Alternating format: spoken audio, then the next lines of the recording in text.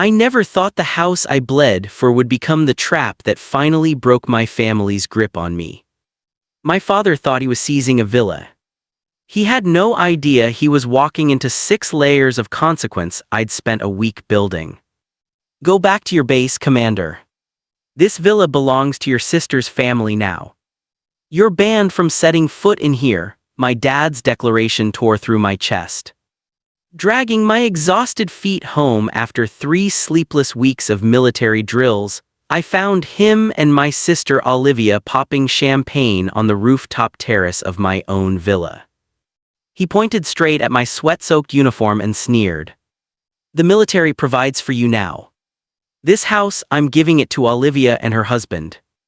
My duffel bag slipped from my hand and hit the floor with a heavy thud. Over $110,000 I'd bled dry to save this man, and it had just bought me this. Swallowing the humiliation, I gave a freezing smile, nodded, and turned on my heel.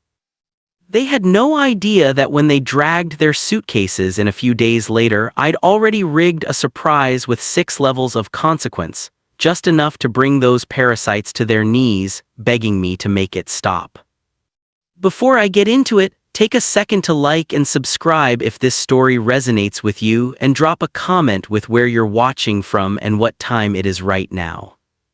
I reversed hard out of my own driveway, knuckles white on the wheel. Tires crunched gravel, a sound that matched the tearing inside my chest. I refused to cry. Instead, the sickening pop of that champagne cork echoed in my skull, dragging me backward through 15 years of financial bleeding. That sound of unearned luxury was a psychological tripwire, throwing me straight back to the first time my father looked at me not as a son to be proud of, but as an endless ATM to exploit. I remembered standing in my cramped, freezing barracks during early deployments, eating cold field rations, staring at a bank statement that turned my stomach. My combat pay siphoned straight into his lifestyle. Every dollar I earned crawling through mud, running 72 hours without sleep, leading supply convoys through corridors where one wrong turn ended in a body bag, vanished into his pocket without a thank you, without a call asking if I was even alive, without the basic decency of pretending to care about the son funding his comfort. The stench of their champagne seemed to linger in my car's vents, choking the air. The unmistakable smell of betrayal. I gripped the wheel tighter, merging onto the dark highway, and the memory surfaced of a summer day I handed over $35,000 in cash for a top-of-the-line SUV, because my chronically unemployed sister Olivia and her equally useless husband Trevor refused to take public transit like normal struggling adults, claiming it was beneath them. I remembered standing in that dealership, exhausted from a 48-hour logistics shift, handing Olivia the keys. Not one word of thanks. She adjusted her sunglasses, clicked her tongue, and complained to the salesman that the leather wasn't the exact shade of beige she demanded. She rolled her eyes at me like I'd personally insulted her by spending $35,000 on the wrong seat color. My father stood behind her, arms crossed in his tailored suit, nodding along with her complaint. He didn't tell her to be grateful. He acted like my combat pay was his to distribute to his favorite child, and my only purpose in this family was keeping the money flowing. The highway darkened right along with my memories. I recalled a 2 a.m. call months before the car incident. I was overseas, deep in a classified logistics operation coordinating fuel shipments in contested waters, when my secure line rang. My father's voice, trembling and pathetic, begging for $25,000 to pay off gambling debts before his creditors came for him. No apology. No admission of addiction. He weaponized his blood pressure, screaming that my refusal would kill him and leave my sister an orphan. He didn't care I was in a restricted communication zone, that the call itself was a security risk.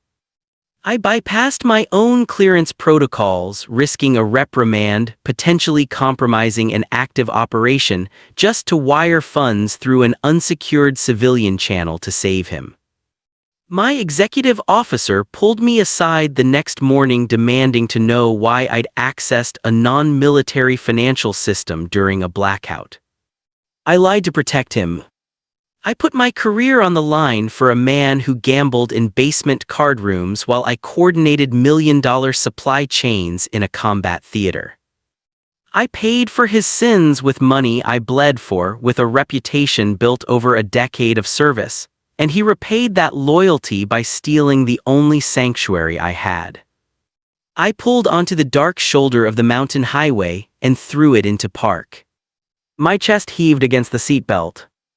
Over $110,000 extorted over years under the guise of family duty sat on my shoulders like an anchor dragging me toward the bottom of a black ocean. I slammed my fist against the dashboard once, twice, a third time, the dull thud mirroring the sound of my duffel bag hitting the floor of that stolen villa an hour earlier. The tears refused to fall. The military trained that reflex out of me a long time ago. Instead, my grief hardened into a cold, focused, tactical realization cutting through 15 years of blind loyalty.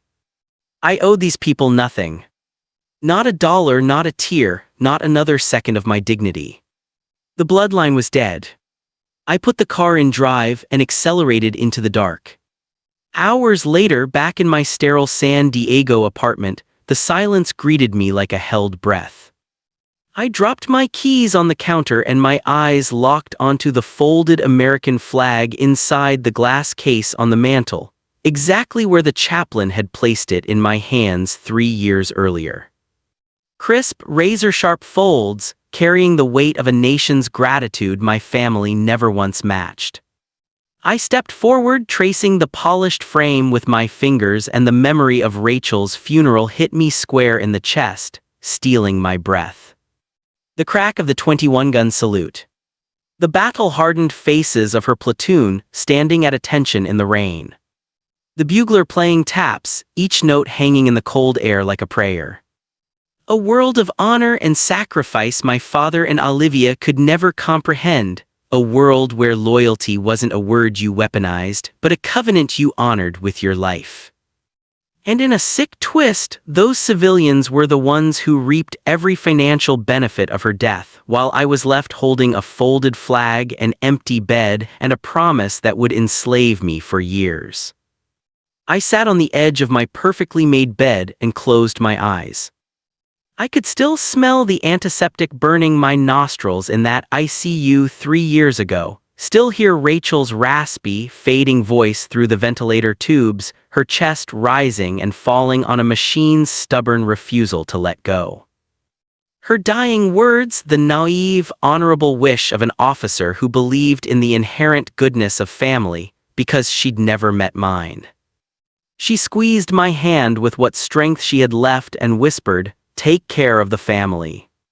That single breathless promise became the steel chain my father used to drag me through the dirt for years. He memorized it, rehearsed it. Every time I tried to say no, he'd drop her name into the conversation like a grenade.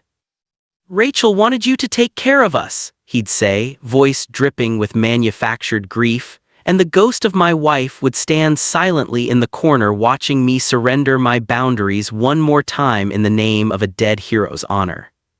He knew exactly what he was doing. He'd turned my wife's last breath into a leash. The worst memory surfaced.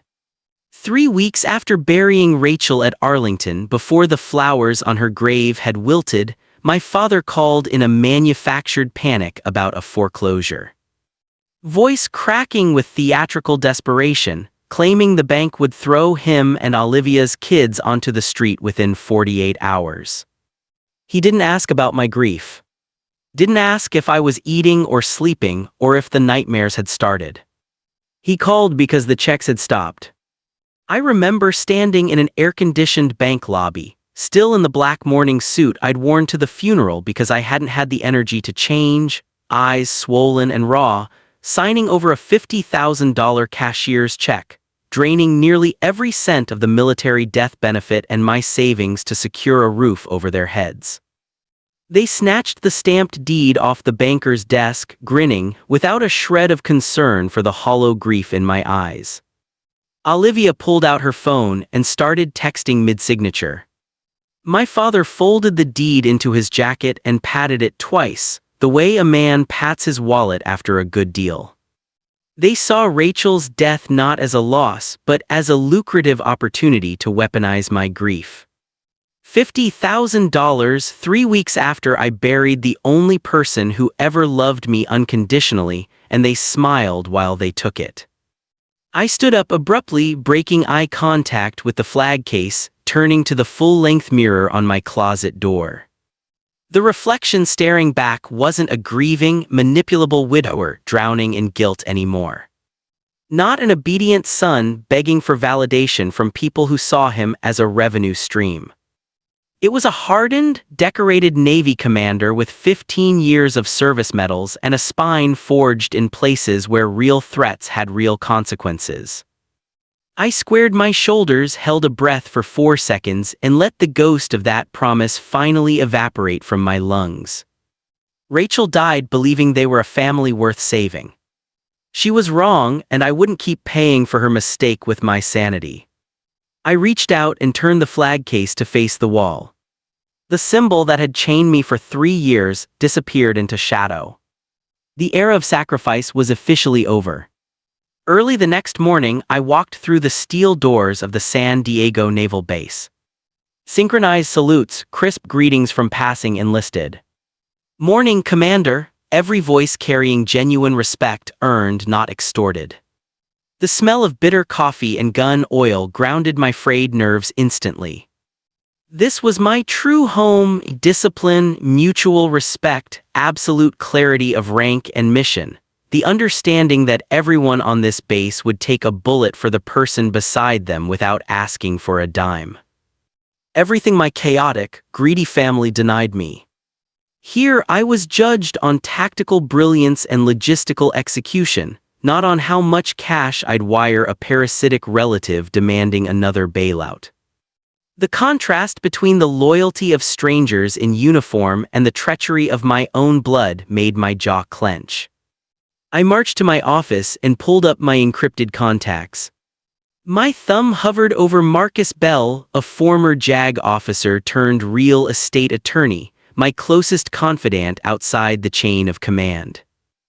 I remembered the tribunal years back where he stood beside me against a bureaucratic nightmare that threatened to end my career, a falsified supply report pinned on my unit. He dismantled their case in 72 hours, didn't flinch under 3 hostile admirals, and didn't ask for a dime. Told me simply that this was what brothers do. A brother forged not in the lottery of DNA, but in the trenches of military law. I pressed his name.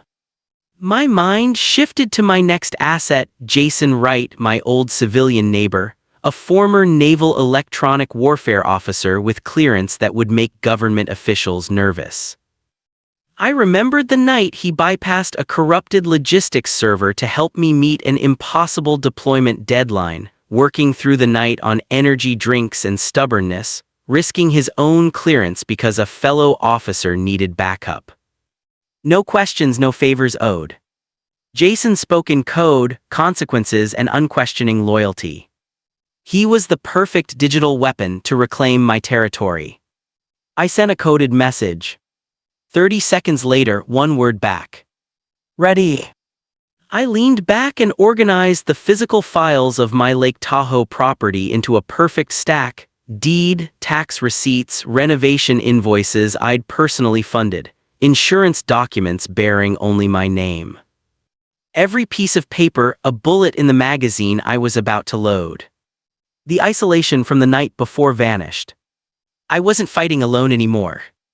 I had a team who understood loyalty my blood relatives never learned to spell. I sipped scalding coffee, eyes locked on the deed with my name in bold print. My father thought he'd conquered an empty house. He just declared war on a fully operational command. A few nights later, standing alone in the command center staring at a logistics map, my phone buzzed. The name on the screen, Robert Bell, no longer meant family to me. I answered, holding onto a pathetic sliver of hope for an apology. Instead, arrogant venom. Listen carefully, Damien. I've taken back the Lake Tahoe villa. I'm giving it to Olivia's family permanently. They're moving in this week, no permission asked. Decreed like a king seizing peasant land, expecting the peasant to thank him for the privilege of being robbed. He spoke like my name on the deed was a clerical error he was graciously correcting. My grip tightened on my coffee mug. You're a military officer. You live on base, everything subsidized. No wife, no kids, no family of your own. What the hell do you need that villa for? Give it to your sister. She needs a good environment to raise her kids, each word a calculated blow. I gritted my teeth, the memory of the gambling bailout and the SUV burning through my skull. He didn't pause. He weaponized my dead wife. That's your duty. Before Rachel died, she told you to take care of the family. You're betraying your promise to her. The mug exploded in my fist under the pressure, the handle snapping clean off, jagged shards slicing into my palm. Blood dripped onto the command center floor. The pain barely registered. It was Rachel's name in this man's mouth that cut deeper than any ceramic ever could, this parasite who'd never worn a uniform, never risked anything beyond a poker table, using my dead wife's final breath as a crowbar. I pressed the phone closer. Listen to me clearly. There will be no more concessions. This conversation is over. I ended the call, blood running between my fingers onto the floor. 2 days later, my phone buzzed again while I reviewed deployment logistics, my right hand bandaged in gauze already showing spots of red. I held it behind my back in parade rest and answered with my left. Olivia. The fake sobbing started instantly, a performance she'd been perfecting since childhood. Brother, please don't do this to Dad. He has high blood pressure. You made him so angry. We're really struggling. Trevor can't find work. The kids are crying. You're an officer, you don't understand what it's like raising a family on nothing. We're blood. Blood is thicker than water. I could hear Trevor whispering lines in the background.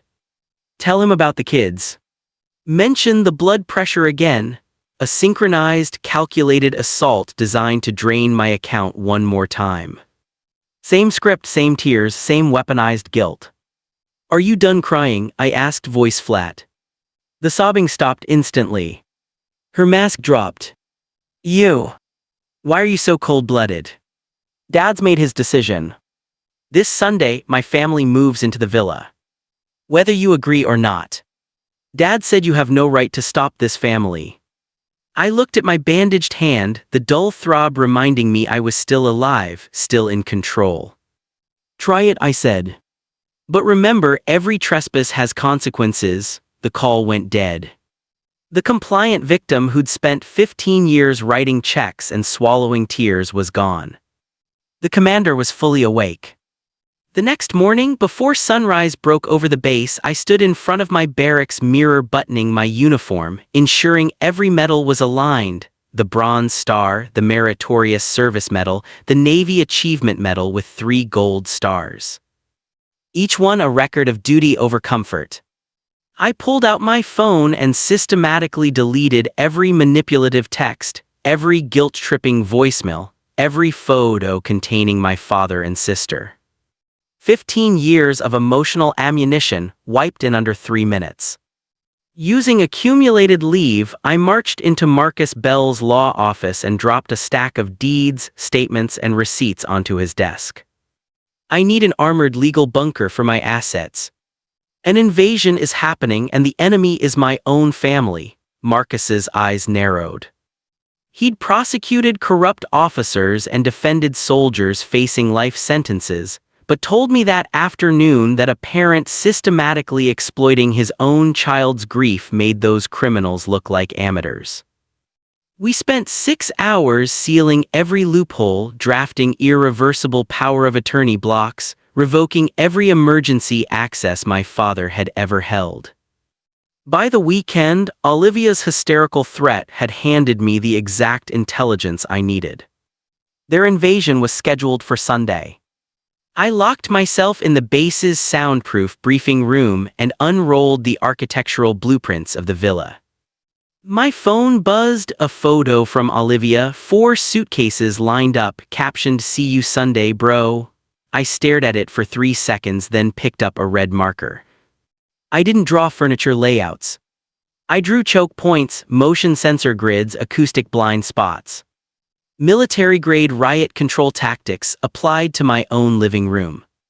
Every corner became a kill zone on paper. The next morning I pulled up to Jason's place on the outskirts, driveway lined with decommissioned antenna arrays. I spread the blueprints across his kitchen table and briefed him on Operation Storm. He grinned like a predator unchained, and for 48 grueling hours we transformed my peaceful lake house into a secured installation, burying industrial batteries in the basement, hardwiring strobe lights calibrated for maximum disorientation, programming directional acoustic emitters into the ceiling above the living room and master bedroom. By sunset on the final day, the perimeter hummed with latent electrical energy, every sensor calibrated, every speaker positioned, the whole system linked to a single remote command on my laptop. I drilled a reflective metal sign into the front door, automated surveillance area. Enter at your own risk. The final legal checkpoint. I packed my tools and drove away without looking back. Invasion day arrived. I sat in the dark in San Diego, watching 3 live feeds from Tahoe. Right on schedule, the SUV I bought them swerved into the driveway. My father strutted out first, chest puffed like a conquering king. Olivia and Trevor hauled suitcases, laughing. My stepmother, Diane, marched up behind them, spotted the sign, and ripped it clean off the door with a shriek, screws bending, wood splintering, throwing it into the dirt. My father laughed dismissively. Ignore it. She's just throwing a tantrum. Open the door, Trevor. They poured in like a flood of entitlement, dragging suitcases across floors I'd personally refinished. I watched, finger hovering over the execution key. That torn-down sign was their last warning. Night fell. Thermal cameras showed 4 glowing silhouettes settling into my beds, pulling my sheets over their bodies, dreaming of their stolen victory, completely unaware of the current humming beneath the floorboards under their pillows. I took a slow breath, lifted my coffee, and felt zero hesitation. There was only the clean certainty of a commander executing a plan built down to the last wire. I pressed the key. Execute. The villa erupted. Blinding red strobes ignited simultaneously in every room, calibrated frequencies destroying spatial orientation. Air raid sirens shattered the mountain silence, layered with infrasound calibrated for nausea and blind panic. Sprinklers hissed on, soaking everyone in freezing mist within seconds.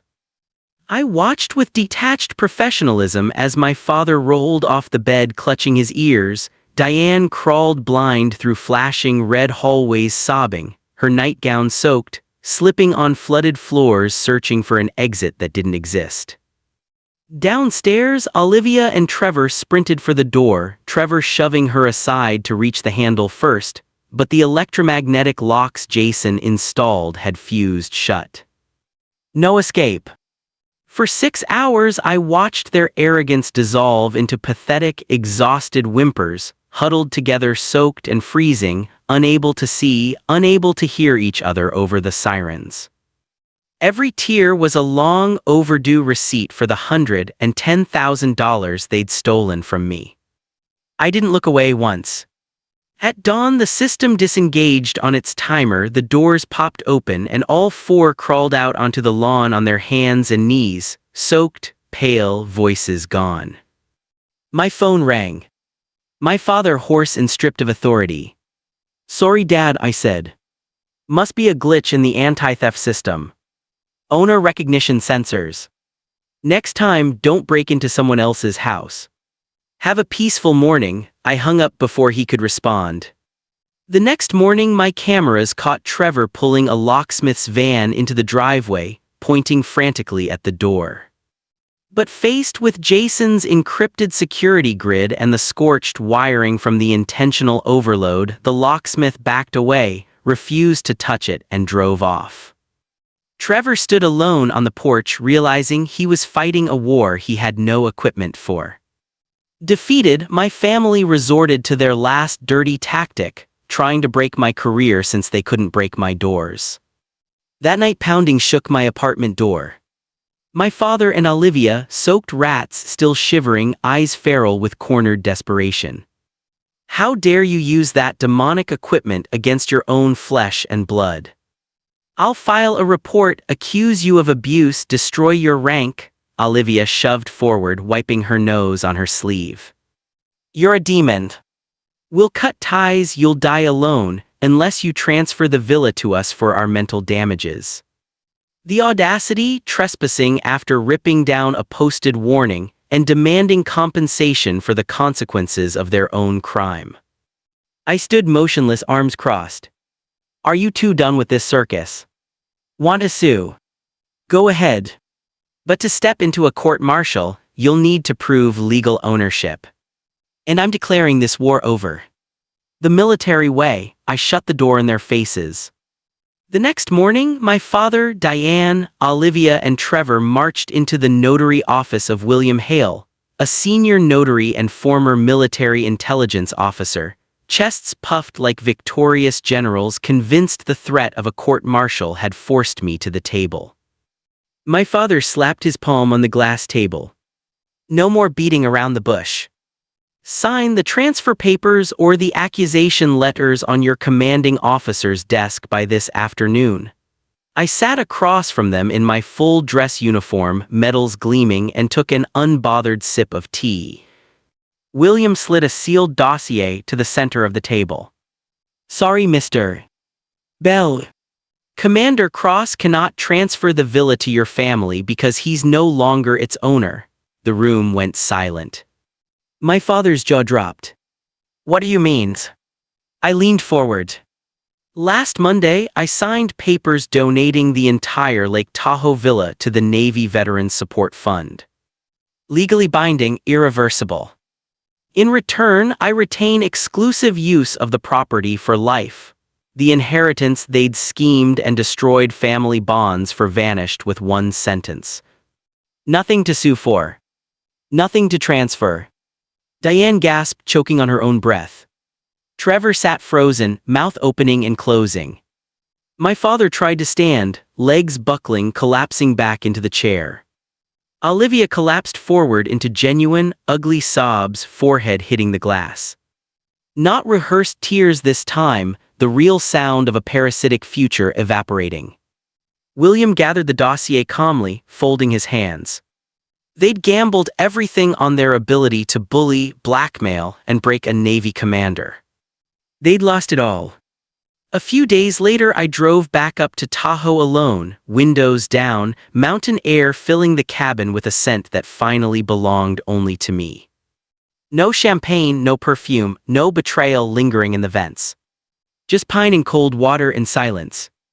I spent the morning dismantling the strobe lights, packing the acoustic sirens into padded cases, pulling wiring from the basement walls, patching drywall smooth. I mopped the floors until the water ran clear. Room by room, I returned the house to calm. The war was over. No more midnight calls demanding money. No more guilt trips invoking a dead wife's name. No more golden child subsidies, no more gambling bailouts, no more $35,000 cars for ungrateful relatives complaining about seat color, no more $50,000 checks signed in mourning clothes for a father who padded the deed like a poker chip. Every chain they'd wrapped around me for 15 years, severed legally and permanently, backed by the United States Navy. I walked out onto the rooftop terrace, the same spot where my father had once stood popping champagne and declaring my eviction, coffee in hand. The morning sun crested over the calm blue water, bathing the house in gold, touching every surface the strobes had once violated. I stood exactly where he'd stood and felt nothing for him. Not anger, not grief, not even pity. Just the clean, uncomplicated absence of a burden I'd carried since I was old enough to write a check. I took a deep breath of clean mountain air, filling my lungs completely for what felt like the first time in 15 years. The shadows were gone. I am a commander. I am free. And this fortress is finally mine in peace. Sometimes justice isn't decided in a courtroom. It's decided by the choices we make. This was cold verdict. Because every story has a verdict.